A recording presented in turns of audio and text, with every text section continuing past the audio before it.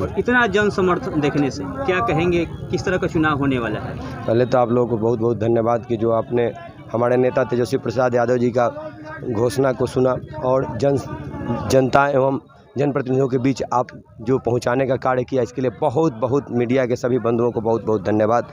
हम नेता हमारे आए और एक शब्द बोल के चले गए कि पूरे बिहार में सबसे कम उम्र का प्रत्याशी हमने सारण को देने का कार्य किया है और सबसे तेज तर्रार कर उम्मीदवार देने का यहाँ से कार्य किया है।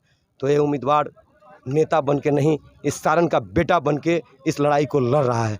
ये लड़ाई हमारी नहीं है, ये लड़ाई हमारे जनप्रतिनिधियों की है। जो सम्मान्य कार्य का सम्मान वेतन, जो कि दवाई नीति के तहत हमारे प्रतिनिधि को भी दवाई का सुविधा मिले, 20 लाख तक का दवा बिल्कुल मुफ्त मिले। हमारे प्रतिनिधि को भी पेंशन नीति के तहत पेंशन मिले, जो कि अगर हमारे मांग के अनुसार हमारे प्रतिनिधि को सम्मान्य कार्य का सम्मान वेतन अगर 15,000 रुपया देते हैं तो उसका आधा रुपया पेंशन के रूप में आजीवन देना पड़ेगा, जो सरकार से हमारी मांग और पहली प्राथमिकता और पहली लड़ाई है। कहा जाता है एमएलसी चुनाव रुपये पैसे का खेल है, जबकि आप सबसे कम राशि लगभग 51 या 52 हज़ार रुपये के साथ हलफनामा के अनुसार आप चुनाव पर मैदान में हैं, जो कि कुछ ऐसे ही प्रत्याशी जो कई करोड़ रुपये लेकर चुनाव मैदान में है। क्या कहेंगे इतने कम राशि में और चुनाव पैसे वाला? नहीं, ऐसा कुछ नहीं है। हमारे सभी जनप्रतिनिधि समझ गए हैं। 18 साल से सारण को जो ठगने का लोग बड़े बड़े उद्योगपति और पूंजीपति ने जो कार्य किया है, उससे हमारे जनप्रतिनिधियों को समझ में आ गया है कि अब इस बार करना क्या है। तो इस बार सीधी लड़ाई जन समर्थन का है, ना कि धन बल का है।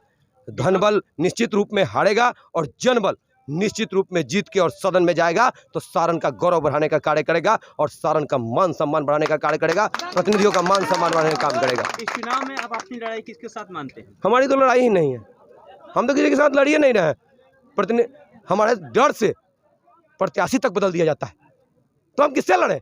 हमारे प्रतिनिधि इस लड़ाई को लड़ रहे हैं तो निश्चित रूप में सुधांशु रंजन नहीं, हमारे सारण के 5451 प्रतिनिधि इस चुनाव को लड़ रहे हैं तो निश्चित रूप में सुधांशु रंजन जिस दिन जीत के आएंगे तो प्रतिनिधियों के मान सम्मान की लड़ाई को लड़ेंगे, ना कि अपनी मान। 4 तारीख को होने वाले मतदान के लिए हमारे चैनल के माध्यम से जनप्रतिनिधियों को क्या कहना चाहिए? जी, मैं 4 तारीख को सभी जनप्रतिनिधियों से अपील करना चाहता हूं कि सुबह 7 बजे से लेकर संध्या के 4 बजे तक वोटिंग होगा। प्रखंड मुख्यालय में बूथ होगा, उस बूथ पर जाएं और अपना मत अधिकार का प्रयोग।